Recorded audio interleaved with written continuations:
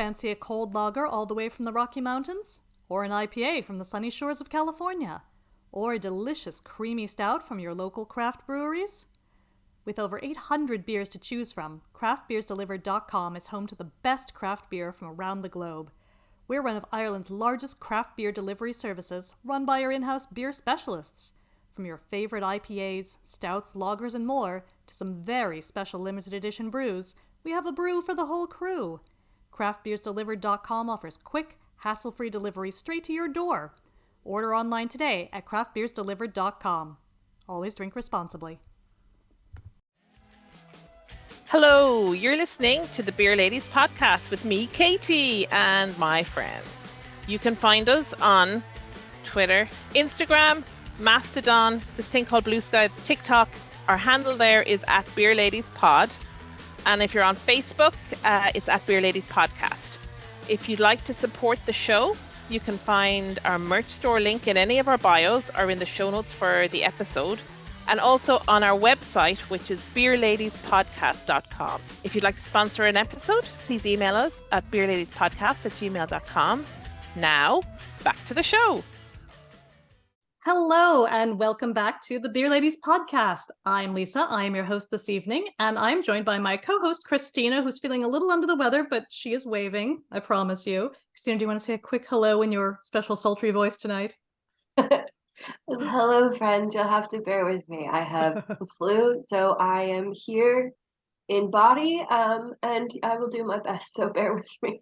And she is here in spirit as well, and that's important because this is our annual spooky season crossover episode. Yay! And we are really excited to welcome Jo from the Ghost Trail. Jo, welcome. Say hello. Hello, thank you so much for having me on your podcast. Oh, we are thrilled to have you, and we'll let Jo talk a little bit more about her exciting YouTube channel and some of her travels and adventures in kind of in Ghostland. But before we do that, I know everyone's kind of either under the weather or not really drinking much today, but we're gonna do our traditional. So, what are you drinking? So, Jo, I think we'll start with you. I think you've got a. So I'm probably the worst person to be on a beer because I don't actually drink beer. I'm sorry. Oh, we're a broad church. We're a broad church. Yeah. But I'm drinking a coffee because it's a bit dark outside and I wanted to feel cozy and spooky, and a coffee always helps with that, I find. So. Oh, here. And again, Christina, I know again you're trying to get back into the arena of the well. So what have you got? I have a giant tea in my skeleton spooky mug on theme today. And I also have my Future Ghost t-shirt on. So that's what I'm bringing to the table. Well, and you've got your ghost tattoos. For folks who've not met Christina in person, she has some very on-point ghost tattoos. So always good to see that. And I have a sort of on-theme beer, or almost beer. I have the Wicklow Wolf Moonlight non-alcoholic hoppy ale. So this can both fit for kind of sort of a werewolfy kind of theme, but also for sober October for anyone who's doing that. So so we are all kind of on theme. So that is what we're drinking. But again, we're excited because it's spooky season. And for anyone who knows us and is a regular listener, we get a little weird around sort of 2 times of year: spooky season, Halloween, and Eurovision. So, we tend to do something a little bit different, a little bit extra for both of those things. But again, we are so thrilled to have Jo on. So Jo, I wonder if you could give yourself sort of your best introduction and then tell us a little bit about how you got started with the Ghost Trail. Well, it's actually been 4 years this Halloween that I originally started with a friend, but I'm going solo these days. Right. But it came about, a friend and I were out having a coffee. Again, coffee all the time. As these things happen, yeah.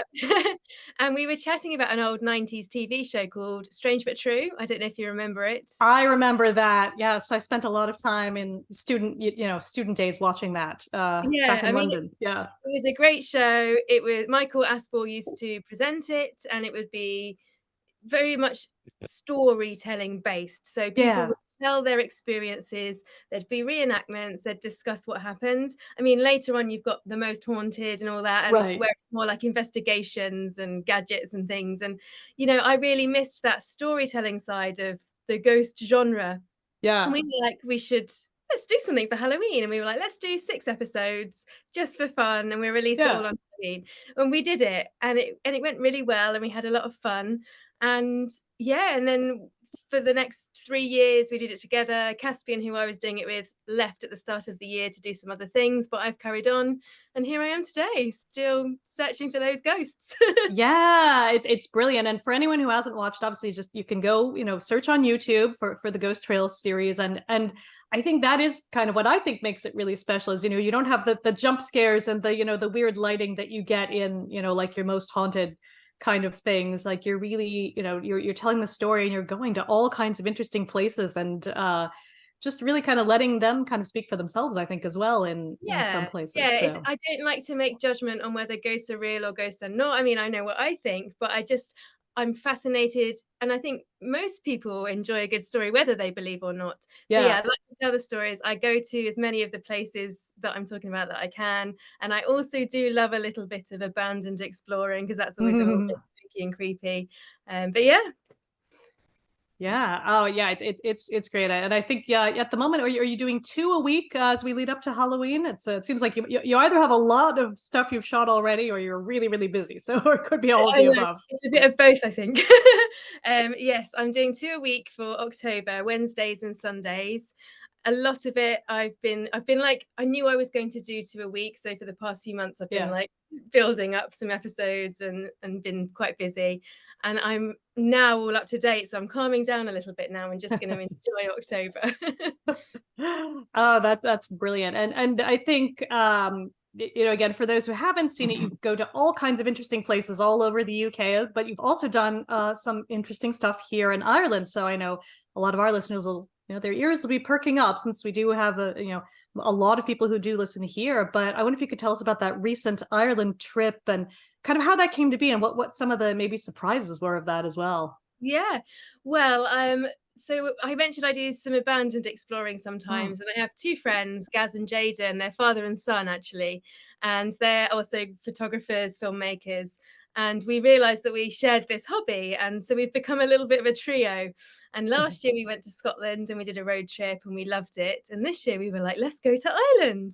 So we got the ferry from Holyhead over to Dublin, and then we drove about an hour south, and yeah, we spent a week working our way around. We started off at Ballinasloe Woods, and then we went west, and then we kind of headed north, and we did a big loop up through like Northern Ireland. We were in Belfast, and we were camping the whole time. So yeah, it was really good fun. We had really mixed weather. Some days were really wet and miserable, and other days were lovely. And we did a real mixture of places, some supposedly very haunted locations, and we ended up at the Guinness storehouse before we got back. And it just happens. Yeah, I think that was Gaz's highlight. It was a wonderful trip, and yeah, I just loved every minute of it, to be honest. Oh, it's brilliant. I feel like you have to camp. I mean, we always, I've just come back from Kilkenny, I was saying beforehand, and it's, the hotel prices in Ireland are ridiculous compared to many other places. So camping, that's the wise way to do it. I think it's so expensive otherwise. And Christina, I know you're nodding along, but like we had at some point planned to do a whole like proper like Loftus Hall, overnight kind of thing, and we've never managed to make it happen. And then I guess it got sold. I had tickets to go to a Loftus Hall ghost hunting experience, and I was so excited, and then COVID made it not happen. And then it's been sold, so I haven't been able to go, and I'm devastated. But I have found some paranormal groups here that do like things open to the public, so I am watching with bated breath to be able to jump in on one of these. I love this stuff. I think it's so cool. It's good. Joe, I can't remember, did you guys drive past Loftus Hall? I want to say I saw it maybe in the background somewhere, but no, I don't think we did. We were in such remote locations for most of the time, to be honest. But I have actually done an episode on Loftus Hall. Probably about 3 years ago. So I've much of the history and ghost stories of it, because I do so many places. But I do remember finding it really fascinating and thinking it would be a great place to visit. But we did visit a place called Can Do House. Have you heard of it? I don't think I know that one. No. No, it's actually in Northern Ireland. It was used as a location for a Ridley Scott movie actually Oh, called okay. Morgan, a sci-fi movie, and it's this gorgeous, well, it's an abandoned mansion basically, but it's just there for anyone to kind of go up and see, and you can, it's a bit dangerous I think inside, but you can just walk through it. It's all open, and it's supposedly the most haunted house in Northern Ireland. So that was super fun to go and walk around, and it was once this decadent summer house, and Oh, then right. then it got left and kind of donated to the hospital. I don't know, it was a charity or something. It was used as a hospital, I think, until the 80s, and now it's a derelict abandoned mansion. So that was definitely a highlight of my trip. Oh, that's amazing. I want to say, actually, now that you said it, I think I did hear about it on maybe on the Real Life Ghost Stories podcast. I think she had someone had written in about an experience they had there, I want to say. But Yeah, I yeah. think quite a few people have. Well, when I was researching it, I think it's such an iconic building in the area Mm. that a lot of people go there for their wedding photos to have it Oh, in the right. background. I know, a bit of a strange thing, but from what I read, a lot of people do that. And on a few occasions, people have had photos come back, and there have been like mysterious faces in the window looking Ooh. out at them. And someone had a little Victorian boy in a photo, like Ooh. standing by them, that wasn't there on the day.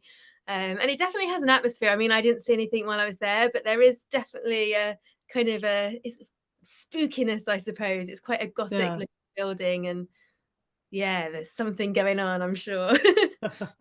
Oh my gosh, that's wonderful. Oh, very exciting. Well, I wondered too if you could tell us a little bit about, I know you've got kind of some stories and things to share of sort of either haunted inns or haunted pubs, what you've come across in your travels so far. I think we're always on the lookout for more here. And I've been told, been given some tips of a couple places in my neighborhood that I'm told have a spook or two, although I've not seen anything happen myself, but you never know. So what have you come across in your adventuring? Well, I suppose the most famous haunted inn I've stayed at is the Mermaid Inn, which is in Rye in East Sussex. Rye is an ancient sink port. It's really historic. It's got all Mm. cobbled streets, and the Mermaid Inn was built in, I think, 1420, but the Oh, basements wow. date back to the 1100s. But it was a bit of a hub for smugglers back in the Oh, day. lovely. Yeah, it's where they'd all gather. There's apparently a tunnel that runs from the Mermaid Inn to another pub, I think, another like ancient inn, and it's just rife with history. And of course, with that comes ghost stories. And I've got a list because there's so many ghosts. I was like, I won't remember them all, but I'm going to run through the lists Oh, of ghosts lovely. that you We might love a come ghost list. Yeah. if you go there for a drink or decide to stay. Um, so if you stay in room 1, there is a woman clad in grey who likes to sit by the fireplace. Ooh. Yes. In room 19, we've got a man who wears splendid attire. Oh, good for I him. know. And he likes to make himself known to guests, apparently. He likes people to see that he's there, and he looks very nice and fancy in his clothing. We've got another man in room 10, and he likes to walk through the bathroom wall into the main chamber, and he's been seen a load of times. And then this is my favorite one. In room 16, there are 16th century jewelers who reenact their Ooh. sword play in the middle of the night. So people staying in the room have woken up to like this sword fight going on at the end of their bed. I love that one. Oh, that's Um, excellent. I know. And then next door in room 17, there is the wife of a notorious smuggler who is called George Gray. His wife haunts the rocking chair, and people Ooh. often wake up in the night and the rocking chair's going back and forth and the air's really cold. And yeah, so there's all these ghosts who are hanging around. I stayed there for the night. Nothing happened, because nothing ever happens when you're looking for it, does it? Right, right. But it's such a brilliant place. It's very quirky. All the floors are wonky. It's just, I don't know, it's just one of my favorite places. And I keep going back to Rye. I feel a bit drawn to it, and always pop into the Mermaid Inn for a drink because it's lovely. Oh, that sounds wonderful. Yeah, I've never made it over to that one. I want to say I've been to well, I know like the old Mitre is meant to have a ghost somewhere. So like all your London ones I've been to, I think. But yeah, I love it when you've still got those, like you said, the wonky floors, and where you just feel an atmosphere, and The it properly history is feels just in old. those Yeah. walls. Yeah. Yeah. So yeah, I really enjoyed that one. I feel like I have seen a ghost, but it wasn't in a pub. But I can share the story with you. It doesn't matter where. We welcome all sorts. So well, back in the day, I used to do a lot of small scale theatre touring. And on this particular tour, we were up in Scotland, and it was a 3-hander. So there were just 3 of us, me, another guy, and another girl. And our boss had put us up in this house on the outskirts of Edinburgh. And I vividly remember going to it for the first time. It was in the middle of nowhere. It was a quiet country lane. And there were these big iron gates that we had to open up. Oh, wow. And we drove up this like windy hill, and this big Gothic mansion was sat on the top of this hill. And I remember thinking, oh my God, we're staying here. Oh, and we got out the car. We were a little bit like, gosh, look at this place. And this woman kind of welcomed us, and she was probably in her 50s. And she explained to us that the house had belonged to her mother. And when her mother passed, she had made it into apartments that she rented out. And so we had 2 of these apartments, me and the girl in one, and the lad had his own one.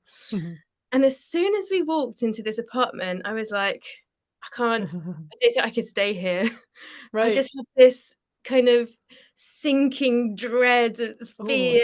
Like it's I've only ever had this feeling a couple of times, and this was one of them. And I just felt like I had to get out. And obviously I couldn't. I was there for 2 weeks, and it was the worst 2 weeks ever. I didn't sleep.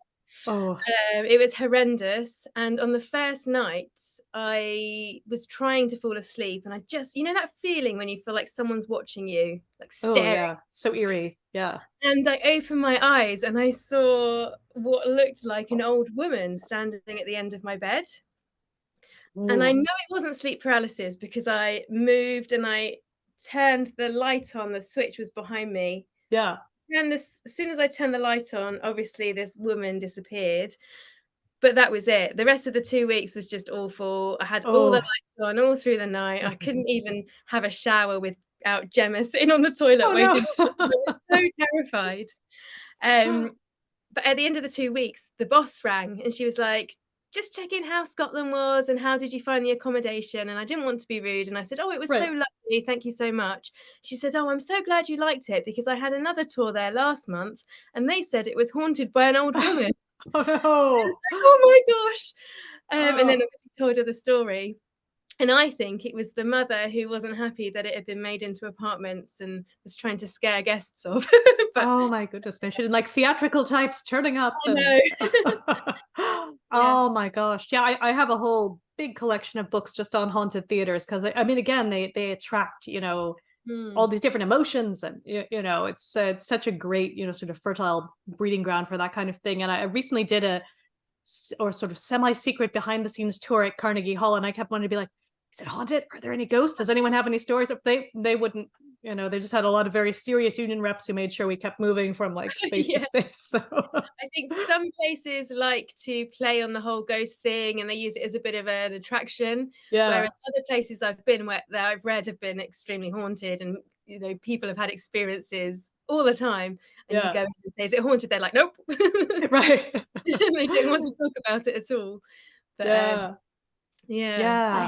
I have a question. Sorry. You can do it. I believe in you. Yes. So you've gone to loads of places and seen lots of stuff. Have you ever truly been like scared or felt scared? Like, even if you don't see anything, like you talked a little bit about that feeling, that ominous feeling. Have you had that like in other places or worse, or was that kind of it? Like that was the worst one, or have you ever experienced that? I would say that's probably one of the only times I've had that, like, it was like terror. Like I was like, I can't, I have to get out. I did have a weird experience in a hotel I was staying at, and it was actually fairly recently, and it's called Dunsley Hall. It's in Stourbridge in the Midlands. And I'd done an episode on it. It was once a gorgeous manor house, and it's now a hotel. And I'd done an episode on it because all sorts of strange things have happened there in the past. There was a murder, and someone else supposedly committed suicide, which is a bit dark, and I won't go into it now. But apparently, one of the common things that happens to people is that they'll lock their room at night and then in the morning the key is on the other side of the door and they can't get out, so Oh they're locked. no.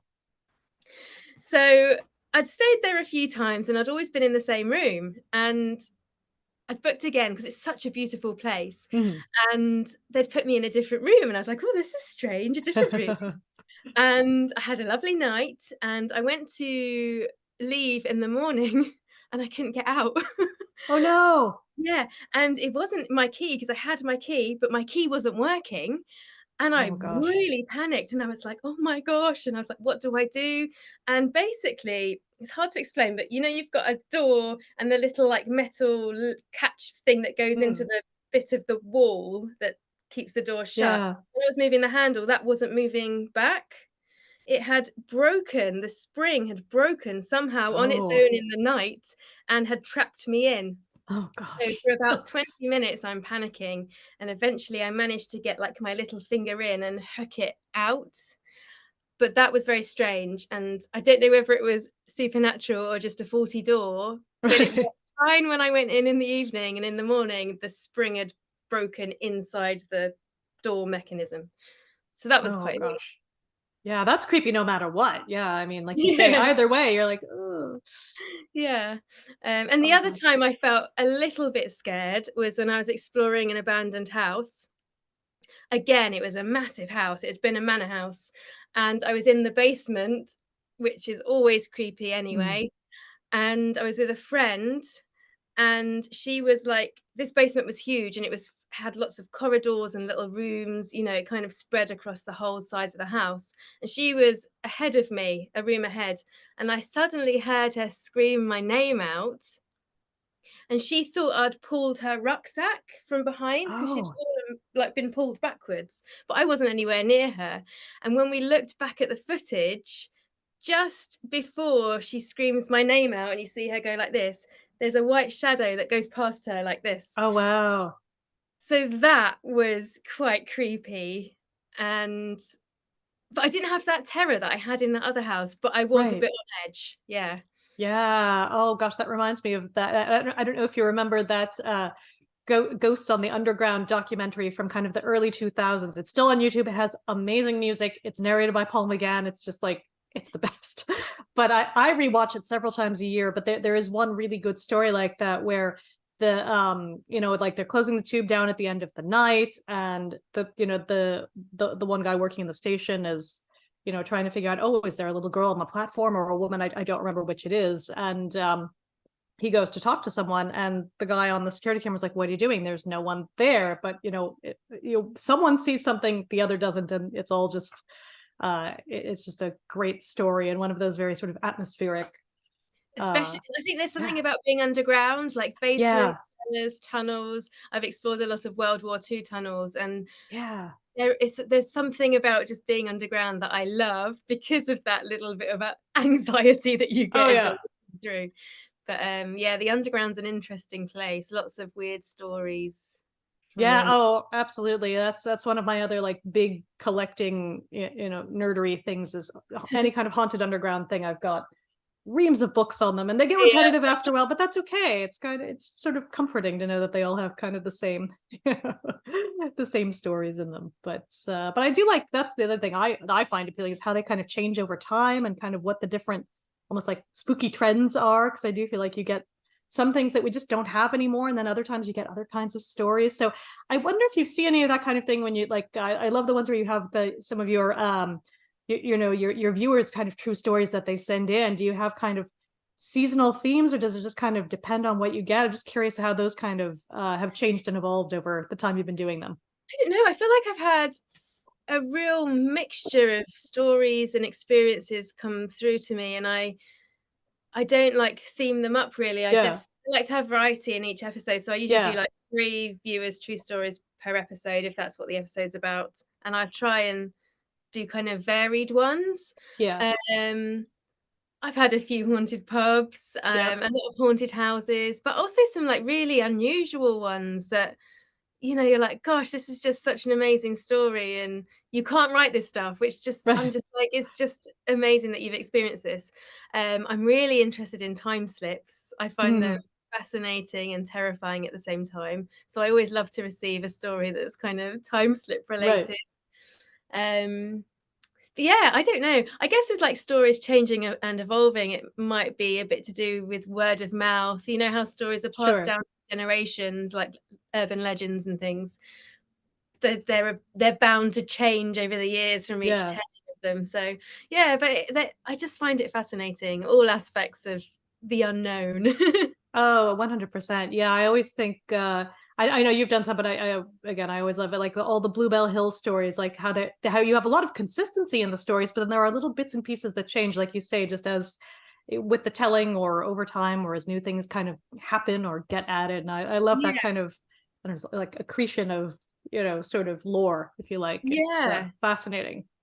Yeah. Definitely. Yeah. And it's interesting that there's certain places I've covered, like I recently covered a place called Chanctonbury Hill, and there are just, it's basically a ring of trees on the top of a hill. And there are just so many stories associated with this one place. Yeah. And they're all so different and bizarre and peculiar, and UFO stories come into it. And there's just so much in this one place.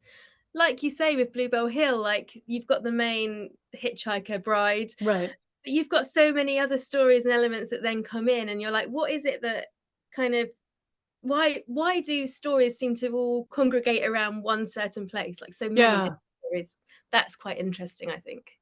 Yeah, and I like that, like that Chanctonbury too has been this kind of inspiration for like, fiction and music and all these other things. I think of like the stuff Justin Hopper has done Yeah. about it, this fascinating stuff, this kind of spoken word kind of thing. But I love that, taking that kind of drawing on the folklore and creating something kind of new out of it as well. It just Yeah, absolutely. adds to it.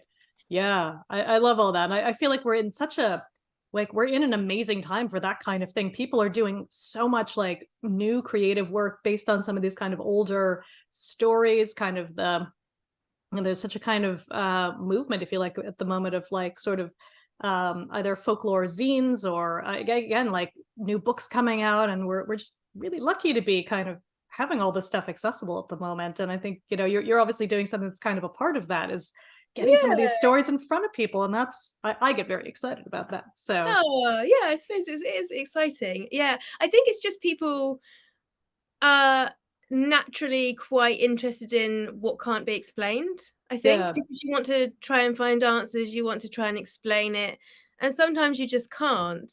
But I think that's what makes it interesting. Yeah, and then I think there's also sometimes it's fun to not have an explanation for Yeah, some of these things. You have the mystery, and yeah. kind of keeps you coming back for more and looking at it from another angle, and that's always exciting too. But yeah, so what have you got coming up? What's in the pipeline? What are some of the things you want to sort of say, ooh, these are coming up for Halloween, or kind of Oh, around that time? well, I filmed my Halloween special in Wales. Ooh. I spent a week staying in a little cottage, it's a Victorian farmhouse, and it's on the beach in Penbryn, which is on the west coast of Wales. And I spent a week just kind of exploring Wales, telling local ghost stories, visiting castle ruins, and so that's going to be my Halloween special. But I've got Wonderful. all sorts of things coming up. I've got Bramber Castle, which is a ruin as well, but has some very interesting stories attached to it. I've recently explored a secret World War II base that's underground, and I had to climb through a tiny little rabbit hole to get in Oh it. gosh. Um, yeah, what else I've got? I've got some more true stories sent in from viewers coming out next week. I've also done, actually, associated with Ireland, Hi Brazil. Oh, that'll be fascinating. Yes, Ooh, because wonderful. I've been tracing my family tree, and all my ancestors are Irish, and their surname is Brazil or Brazil. I'm not sure Oh, how you right.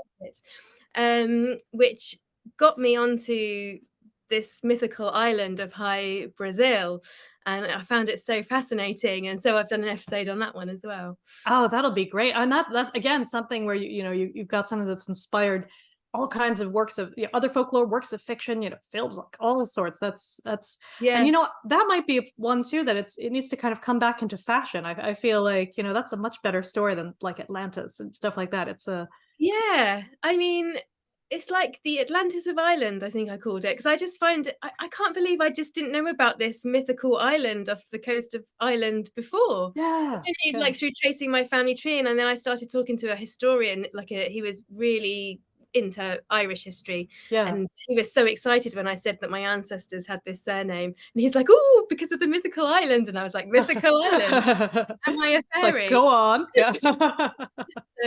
So I did that, and I loved researching that one. That will be coming out soon as well in October. Oh, that's fantastic. And maybe to sort of flip that question a little bit, are there places in Ireland, for those of us who do live here, where you're like, if you haven't been, you've got to go to these spooky places? Because I feel like we have not done enough. I at least I have not done enough. I know, Christina, you're ahead of me, but enough spooky place, exploring. So what are your kind of There's never enough. top tips? True. Well, we went to the Dark Hedges. Have you been there? I've been near it, but they had all the Game of Thrones tours going on, so Oh, so yeah, we went there. I mean, it was quite touristy, but we were close, and I was like, it is a yeah, me place as well. to see if you're in Ireland, and it was beautiful. And there are some spooky stories associated with that. It's haunted by the ghost of a lady who walks down the avenue of trees and then vanishes. So that was lovely. I loved the Ballinasloe Woods. No stories really associated with those woods, but they're just enchanting. I felt like I was in a fairy tale. They're so beautiful. I feel like you have to visit that if you're close by. And also we did the courthouse in Belfast, which is abandoned. And it's mainly a ruin, to be honest, but you can get down into the cells underground where all the cells were, and that's a network of passages and jails, and it links through a tunnel underground to the actual jail that is now a museum. Yeah. And the museum, which was formerly the jail, is supposedly extremely haunted. We didn't get time to visit it, but it's on my list for next time, because apparently that's definitely worth a visit. But yeah, we just visited so many places. It's hard to, I loved it all, and everything was so varied. And I just loved being out in the countryside of Ireland, to be honest. And also the like local legends that I read about in certain places we were staying, and yeah, everything. It just was a lovely trip, just magical, really. It's funny because I'll look on our local maps, and there's meant to be a holy well in the park where I run, and I've gone looking for the holy well and looking for the holy well, and then I finally figured out it is still technically there. They've just kind of sort of put rocks and stones over it, to sort of as a landscaping thing more than anything else. But I'm like, it would be nice if there were some kind of little sign or just something to say. I know you're in the middle of sort of mostly inner city Dublin, but there's something here. You should kind of get people more aware of kind of the local folklore and the local legends, if they're there, because it was only I think covered up, I want to say, in like the 1980s or something like that, when they that's a shame it's covered up. Maybe they did it for a health and safety thing. It could be that as well. It could be that as well. And to be fair, it's nice landscaping, but it would also be nice if they had that little sort of nod to its previous incarnation, if you like. We camped in Northern Ireland. We camped on Loch Na. Is that how you pronounce it? Loch Na? Maybe. I don't know. Christina, do you know? I don't know. And I loved staying there because they did have signs everywhere about all these legends of how the loch was created, and apparently a giant had like scooped a big very good out and threw it into the ocean, which became the Isle of Man, and that's how like this loch was formed. So I love all like the local legends, things you might not necessarily learn about until you're in that place. Yeah, absolutely. I always try to buy the local book, wherever I am, whether it's the local ghosts or the local folklore. And like, since I was just in Kilkenny, so I have the, Kilkenny Legends book that I'm now like, what did I miss while I was here? But then I can read up for next time and then go and look up some of these things. And I did run past a well this morning as I was off running, looked like it was still pretty well maintained in sort of a 19th century holy well kind of sense. But I was like, oh, that's nice. They've done a good job of maintaining it, but also making it so that, that if you're me and you're running and you're clumsy, you're not going to fall into the well, which, I could do, but it was carefully sort of cordoned off in a reasonably aesthetic way. So that's good.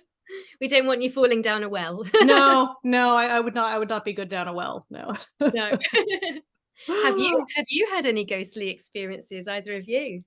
Oh, that's a really good question. I never have. I mean, I'm much more sort of on the skeptic, but would like to believe, but is more skeptical side. But that said, you never know. Like, something could happen.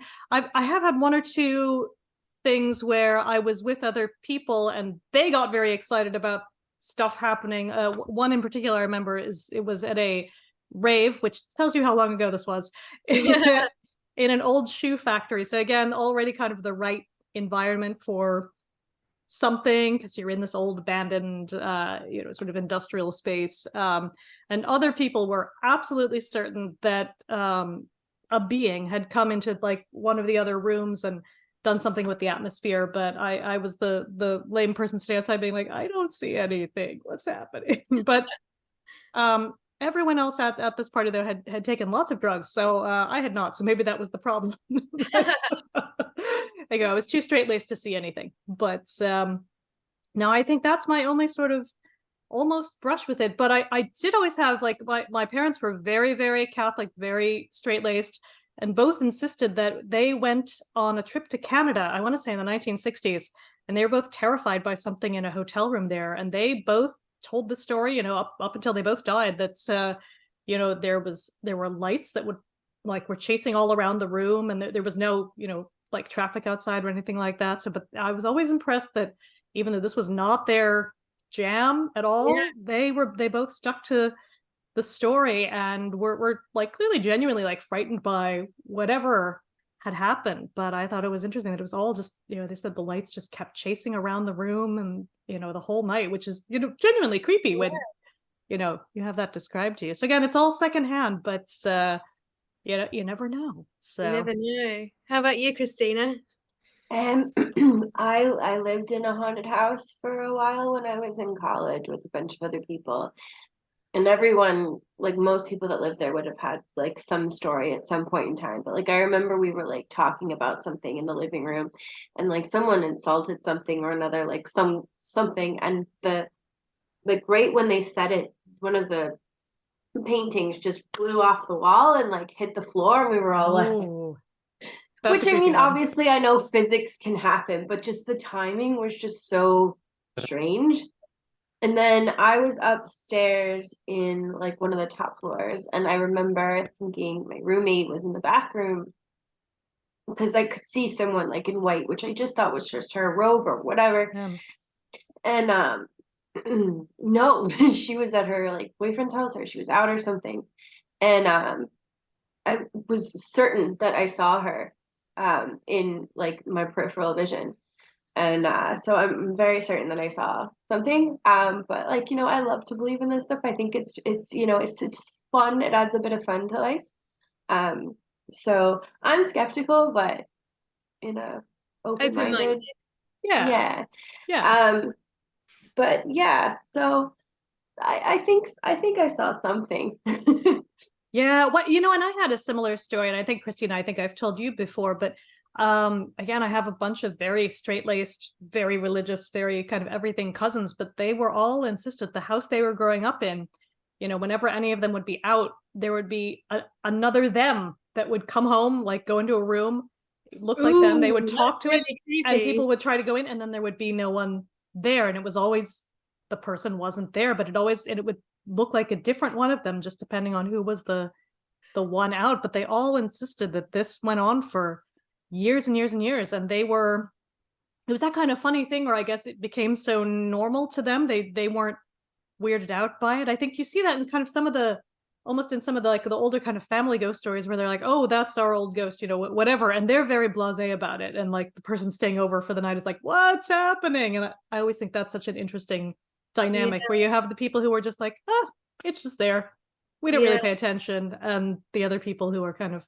I don't know, panicking about it, if you like. But I always found that very, very creepy. And in fact, I wrote it up, and it was my back in the, oh gosh, I want to say in like the mid 90s, early 90s, that my letter was published in the 14 Times about my cousin's weird, I don't know, doppelgangers or whatever you want to call them. So I was very proud. I was like, Yeah, I it's like published my some letter. kind of shape-shifting ghost that's just taken on the form. That's really creepy, isn't it? It's really creepy, yeah. And it was definitely like a creepy house too. Not like it wasn't an old house or anything like that, but it had like just an atmosphere that was, you know, strange. And again, you know, my cousins were also kind of weird people, so that was just like the family dynamics generated, I don't know, something. But I always just was sort of freaked out by their house and by the, you know, especially when you're a kid and you're being told, oh, if you see, you know, Tommy or whatever, he's not here, but you might think he's here, and you're like, what? It's a scary story. My auntie used to run pubs actually back in the day. She lives Oh, in wow. Greece now, but she used to have multiple weird things happen to her in this one particular pub that she was landlady at, and she lived above the pub, and it never really scared her. But some of the things she used to tell me, I'd be like, I don't know how you're put up with that for so long. But she said that once they had all these like knives, kind of fancy knives in the wall in a board on one side of the pub, and she said one day they all flew across the room and landed Oh gosh, with her head behind the bar. wow. She said like beer mats used to slide off the tables or fly off, and she said an elderly man came in once and he said they don't want to hurt you, they just don't want you here. Oh wow, Yeah, thanks. okay. She said she used to be sat on the toilet and it would flush on her. Oh, that's not good. But the weirdest, oh yeah, a couple of other weird things happened. On her little finger, she always wears a ring that I think my granddad gave it to my gran. So her dad gave it to her mum. And she always wore this ring. It'd been on her finger for years and years. You know, when you don't even take it off, it's just there. And she was in the pub serving, you know, pulling a pint, and she'd noticed it had gone. Oh. And she was devastated because sentimental value, you know, it meant a lot to her. And she searched everywhere, couldn't find it in the pub, went up to her apartment, tore it apart, couldn't find it anywhere. Then weeks and weeks went by, and she's back pulling a pint in the pub, and she looks down, and the ring is hanging off her other little finger, but like, weird. Like just hanging off there. And she was like, what? And she called her husband because she was like, oh, maybe he found it and slipped it on, you know, when she was sleeping. Sure, something. And he was like, no, that wasn't me. I did not find your ring. And then the other weird thing that happened to her was the pub was joined next to an off license. And the off license only had one door in and out, the front door. That was the only way in and out. And the people that owned the off license were going on holiday, and they gave my auntie the keys and said, can you just keep an eye on it while we were away? And she went over to check on it one night, and all the bottles and tins and everything was all hickledy-pickledy, balancing on top of one another in front of the door. And she had to knock everything down to get in. So it had been done from the inside. Yeah. Oh, that's a creepy one. Yeah, that reminds me. I do have one haunted pub that I used to frequent in when we lived in Pennsylvania. It kept changing hands, not because it was haunted, but because it was in what had been a great location in the 18th century when people didn't have cars, but then cars made it sort of harder to get to. So but it went through lots and lots of different names. It's really wonderful place and had a brewery in it for a while, but they always said, you know, there's a ghost who doesn't like any of the electrics. I mean, you hear this, you know, sort of so often that they'd be up in the office kind of, you know, doing all their kind of books and stuff. But anytime they had anything plugged in, like, you know, everything would lose power and all of these kind of things. But they had a really good beer festival every year, and people would people would say, you know, I put my drink down and it just vanished, and not in the sort of, haha, I put my drink down and it vanished, because it was a beer festival, but people would it happened so often that they just kind of got used to it and would just sort of would have to give the odd person an extra drink. And so, you know, I'm sure some percentage of those people were like, oh no, my drink, the ghost. But I think there was something peculiar going on. And yeah, it was a very a nice pint of beer. By the yeah. And it was a nice, you know, atmospheric, you know, felt like an old, you know, felt old and spooky again. So that certainly helped. But yeah, it was a really fascinating place, and I don't know if it's open again. I hope it is, but you know, one of these things that it's been there for such a long time that hopefully it'll just keep reopening in a sort of slightly different guise. But yeah, that's my one sort of complaint about, we don't have many pubs in Dublin. We have a couple, but many that have that old, real old feeling. Like we have a lot of Victorian pubs, but we don't have any that feel super sort of medieval, or again, a couple, but you can get to them other places. But definitely come over and visit Rye, because all the pubs date back to like the 1400s. They're all haunted, all of them. Oh, that's brilliant. Yeah, that's you can come and do a pub crawl around all the haunted 1400s pubs. And you never know, you might spot a ghost on your way. Absolutely, yeah. So Christina, we're gonna have to do like a podcast field trip. I know we've been talking about maybe York or something like that as well. York as well. I want to do an episode in York. Maybe we should team up. Oh, that would be super fun. Yeah, York is beautiful. All about that. Yeah, actually, I do have friends who stayed at the haunted guest house that the people who own the House of Trembling Madness have, and they did say some strange stuff happened there. So really, yeah. There are so many stories associated with York, and it's just such a beautiful place. I mean, I love it, and I really must get up there to do an episode and explore these ghosts a bit more. Yeah, absolutely. Wonderful. Well, I think we'll begin to wrap up. And Christina, do you have any other questions, or you can try to sort of telepathically, get them to me if that would help. No, I don't. I just thought this was really interesting and wonderful, and thank you so much for coming on. Yeah, so thank you so much, Jo. And yeah, any closing ghost stories, or feel free to plug your upcoming Halloween special. So yeah, I mean, I'd just say, if you're into ghost stories, anything a bit unusual, unexplained, time slips, urban legends, mine's the channel for you. There we go. Yeah, the Ghost Trail series on YouTube. So yeah, I usually do Sundays at 5 p.m. But yeah, throughout October, Wednesdays and Sundays. Oh, brilliant. Well, we'll leave it there then. So thank you everyone for listening, and we'll see you again next time. Bye. Bye.